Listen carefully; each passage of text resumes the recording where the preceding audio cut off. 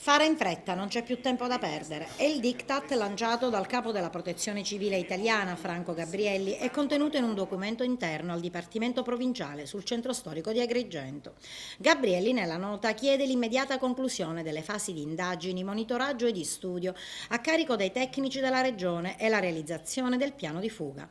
Per quanto riguarda la cattedrale, chiusa ormai da 15 mesi, Gabrielli chiede di dare attuazione al piano che prevede a scopo precauzionale di spostare gli oggetti sacri, statue, tabernacolo, quadri della navata nord. Questa nota del Capo Dipartimento Nazionale viene successivamente alla riunione che abbiamo svolto, tenuto a Palermo il 20 marzo scorso, alla presenza di tutti gli uffici interessati. Gabrielli concorda con le linee delle attività, delle azioni che abbiamo posto in essere. Quindi ovviamente oltre a sollecitarci a complimentarsi, ve lo dico con anche una punta di riconoscimento al lavoro che fa la Regione per quello che stiamo facendo, quindi ci chiede di chiudere al più presto questi studi, come da più tempo diciamo, e quindi nel prossimo semestre questa attività preparatoria finisce per concludersi con la proposta progettuale di consolidamento. Dà anche degli indirizzi specifici agli enti e uffici che devono fare altre cose. Il Comune deve definire, l'abbiamo chiesto noi prima, lo ha ribadito Gabrielli, un piano di emergenza, tra virgolette, della zona, quindi deve fare uno studio mirato di tutta la zona interessata a questi dissesti.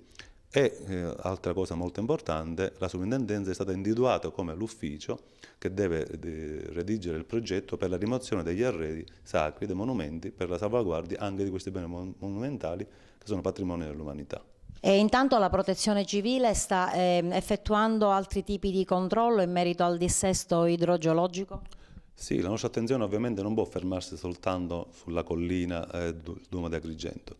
Noi, a seguito di segnalazioni sia di privati cittadini che del comune stesso, dell'ufficio tecnico, che ringrazio sempre, abbiamo avviato una serie di sopralluoghi, di verifiche e stiamo programmando, anche perché abbiamo le risorse economiche in tal senso, una serie di interventi mirati alla pulizia di alcuni valloni intasati, e mi rivolgo ad alcune, penso ad alcune zone a monte del villaggio Mosè, alcuni dissesti, smottamenti di strade dovute a pendici, dovute appunto a erosioni superficiali. Qualcosa c'è nella zona Santa Rita del villaggio Mosè, abbiamo individuato alcuni interventi da fare in zona Fondacazzo, nella valle di Agrigento, nella strada prima di arrivare a Raffadali. Abbiamo individuato altri interventi che realizzeremo al più presto, perché sono piccoli interventi ma con un grande impatto sulle viabilità e sulla vivibilità delle persone.